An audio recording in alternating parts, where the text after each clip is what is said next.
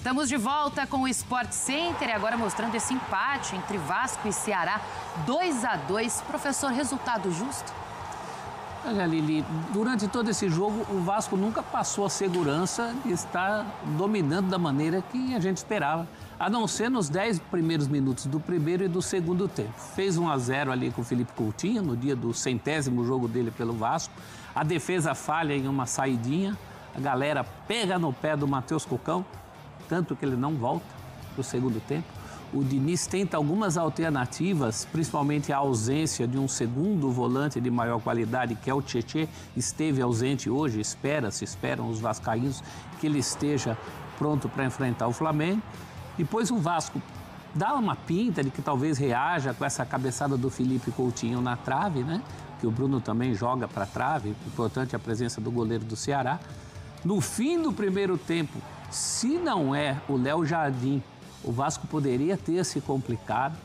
E aí, no segundo tempo, o Diniz faz uma mudança interessante, né? Ele volta com o Andrés Gomes, tem mais velocidade ali pelo lado. É do Andrés Gomes que sai a jogada do gol de empate, do zagueiro Carlos Cuesta, que estreou hoje. Mas o Vasco acaba entregando o ouro, mesmo com um homem a mais, nos acréscimos de um jogo que o vascaíno que esteve hoje em São Januário sentiu isso. Nunca esteve na mão do Vasco, pelo menos nunca esteve da forma como deveria estar.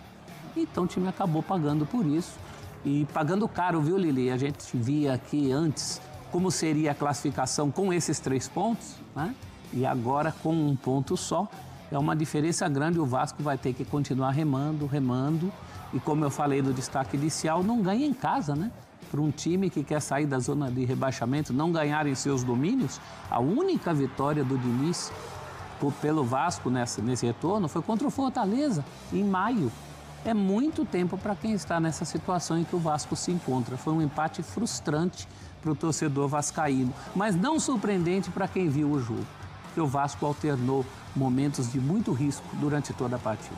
O Vasco acabou criando chances, né? Tinha um jogador a mais em campo, então acho que por isso o sentimento do torcedor de frustração é ainda maior, o torcedor vascaíno que fez uma belíssima festa nessa noite, professor. Sim. Esse lance aí também? O lance do Rodriguinho ficou 10 minutos em campo, o jogador do Ceará, e levou 3 para sair, né? Também por isso os acréscimos tão longos que acabaram beneficiando o Ceará. Sim. Pois é dentro desses acréscimos que o Pedro Henrique, que também esteve 10 minutos em campo, acaba fazendo o resultado final muito frustrante para a torcida vascaína. E é o Pedro Henrique, ex-Corinthians, né, que entra, consegue esse resultado importante, esse empatezinho no final, que na tabela da competição ajuda muito o Ceará, prejudica o Vasco, que ainda continua na parte de baixo. Mas temos muitos destaques para falar nessa partida, professor. Um deles é sobre Felipe Coutinho. Hoje fez o jogo, né, de número 100 dele com a camisa do Vasco. Felipe Coutinho que chegou aos 7 anos de idade no Gigante da Colina. E a gente tem uma tela aí com os números do Felipe Coutinho, que vem fazendo história. Então a gente mostra aí para o fã de esportes a tela, né? Números do Felipe Coutinho pelo Vasco na atual temporada. 38 jogos, 37 como titular, 10 gols marcados, 3 assistências. Participação em gols, 214. Marcou entre Vasco e Ceará, marcou na partida de hoje, belíssimo gol de falta. Vale destacar, professor, que no jogo do meio da semana, né, em que o Vasco eliminou o Botafogo, foi na cobrança de falta dele que a bola acabou sobrando ali, né, e não acabou marcando o gol, mas tá aí, número do Felipe Coutinho, 100 jogos com a camisa do Vasco. Importante. Eu ia lembrar que em menos de uma semana, 1,5 gols de falta, né? Porque o gol do Nuno é no rebote de uma falta que ele cobra muito bem. Acho que o goleiro do Botafogo deu uma bobeada ali, mas enfim, não é só a cobrança de falta, né? Inclusive o gol é de falta, mas quem sofre a falta é o Felipe Coutinho. Então ele começou principalmente a partida muito bem, logo que o Vasco toma o empate, é ele quem cabeceia a bola na trave, que o Bruno Ferreira desvia para a trave. É sem dúvida, Lili, o jogador mais importante do Vasco tecnicamente, e principalmente depois da saída do Depay, né? Ele dividia com o Depay essa condição, até porque os dois também muito limitados fisicamente. O Coutinho parece estar melhorando fisicamente, ainda não é o melhor que ele pode oferecer, ainda é um jogador relativamente jovem para os padrões atuais do futebol. Quanto à questão técnica, ninguém nunca discute o Felipe Coutinho. É um dos melhores jogadores do Vasco dos últimos tempos, principalmente um dos melhores revelados pelo Vasco, o que confere a ele um carinho todo especial, né, da torcida em relação a ele e dele em relação ao Vasco. Ele mesmo hoje, nas entrevistas a respeito dessa marca dos 100 gols, definiu o Vasco como o clube da vida dele. E é mesmo, né? O Felipe Coutinho contribuiu muito hoje, mas infelizmente para o vascaíno não deu para ser para a vitória, né? Ele fez o suficiente para isso do ponto de vista individual, mas coletivamente o Vasco hoje apresentou bastante problema. E daqui a pouquinho a gente vai ao vivo para São Januário, para as coletivas de imprensa, para a Zona Mista também. Rodrigo Jufo está por lá. Mas, de fato, professor, o Felipe Coutinho ainda não está 100% na condição física dele, mas já está entregando, né? Foi importante no jogo no meio da semana, foi importante no empate de hoje, por mais que tenha sido frustrante, né? Foi um jogador que chamou a responsabilidade, fez o belíssimo gol de falta, então tem muito a entregar ainda nessa temporada. E está entregando mais minutos também. Uma sequência maior, né? O elenco vascaíno é um elenco carente quando os jogadores, e não só ele, quando o Nuno também se cansa, há substituições, isso não é coincidência.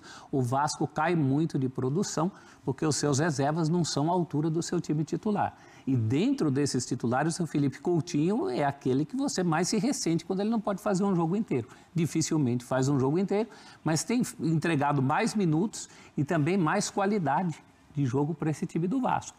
Hoje eu acho que o começo muito bom do Vasco, no primeiro tempo, passou muito pelos pés do Felipe Coutinho.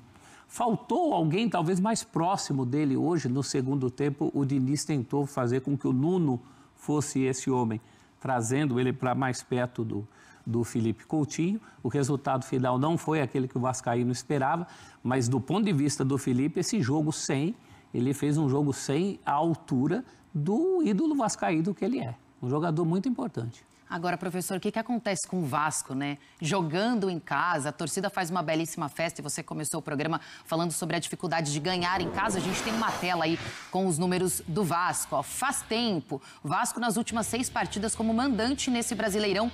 Nenhuma vitória, 3 empates e 3 derrotas. A última vitória foi em 17 de maio, 3-0 contra o Fortaleza. De onde vem essa dificuldade toda, professor? E, aliás, é a única do Diniz nesse retorno. Vem de um elenco curto, um elenco limitado em número, embora o Vasco tenha recebido reforços, o Carlos Cuesta, que fez o gol, o Andrés Gomes, são todos jogadores que chegaram recentemente. O Robert Renan, que foi importante no meio da semana, exorcizando aquela história do pênalti, né? Ele que tinha perdido um pênalti com paradinha pelo Inter. O Vasco tem limitações de número, de quantidade e de qualidade de jogadores. Qualidade, inclusive, em setores específicos. Não por acaso os reforços do Vasco são reforços na defesa ou na volância. Então, essa é uma carência do time do Vasco. Fernando Diniz, eu reputo como um trabalho muito bom. O Vasco exerce no jogo, por exemplo, triangulações que você não via o Vasco fazer com outros técnicos. O Vasco faz essas triangulações e alguém poderá dizer também sai com a bola errada, como acontece com os times do Diniz. É verdade, a torcida está muito tensa em relação a isso hoje, mas o Vasco precisa de uma maior constância durante as partidas. Eu acho que essa questão do elenco curto está para ser sanada. O Diniz hoje já tem um número maior de atletas do que tinha e setores. Eu acho que o próximo passo é o Cuesta e o Robert Renan tomarem conta da zaga, do miolo da zaga, que é um problema vascaíno de muito tempo, né? Faz tempo que o Vasco toma gols demais, a defesa fica devendo. Então, eu acredito que esse trabalho tenda a melhorar, mais ainda do que já melhorou. O Vasco de hoje, na mão do Diniz, é um Vasco melhor do que aquele que o Diniz recebeu, do Carille. Mas tem ainda as suas limitações. E hoje ficou mais uma vez constatado que o time não foi regular durante uma partida acessível. Quando se começa um campeonato, espera-se que o Vasco ganhe do Ceará jogando em casa. Até porque já perdeu no turno lá em Fortaleza, né? E ganhe jogando com um a mais. A gente vai rever agora o lance da expulsão do Rodriguinho. Então, Rodriguinho foi expulso na segunda etapa. Seria um lance ali que daria essa vantagem, né? E deu essa vantagem numérica ao lance exato da expulsão. Dá para ver que ele acaba cravando a chuteira, né, o professor? Crava sim. E a expulsão acaba ajudando o Vasco. O Vasco faz o 2-1 depois da expulsão. O que me chamou a atenção é que o árbitro, num primeiro momento, parecia fazer um movimento em relação ao braço do Rodriguinho. Não foi isso que aconteceu. Ele vai por cima, mas merece ser expulso, né? Em 10 minutos em campo, o Rodriguinho acaba expulso. Aí o Vasco passa a exercer uma pressão, de lá sai o gol que seria o gol da vitória, né? Pelo menos naquela altura se pensava que fosse o gol da vitória. Num jogo muito pegado, né, Lili? Pegado no sentido de que o Vasco nunca teve conforto durante essa partida. Então, ao fazer o 2-1, esperava-se que ele não cedesse a vantagem como acabou cedendo. Acabou cedendo a vantagem. A gente falou com a nossa Renata Ruel, especialista em arbitragem. Ela falou que a expulsão foi bem feita, bem executada. Vamos fazer o seguinte, ponte aérea lá para o Rio de Janeiro. O nosso repórter Rodrigo Jufo está ao vivo para trazer todas as informações, o clima também, né, nessa pós-partida. Vamos conversar então com o Rodrigo Jufo. Boa noite, Jufo. Como é que está o clima por aí em São Januário depois desse empatezinho amargo para o Vasco jogando em casa? Boa noite, Lili, professor, todos os amigos do Sport Center. Clima de frustração aqui em São Januário depois de mais um empate, mais um resultado negativo do Vasco jogando em casa. Como vocês bem disseram, já são 4 meses no Campeonato Brasileiro sem saber o que é uma vitória em São Januário e num período da temporada muito importante, já que o Vasco agora faz 4 jogos em sequências aqui no Rio de Janeiro, começando por esse, que era uma partida muito importante para conquistar os 3 pontos, voltar a vencer.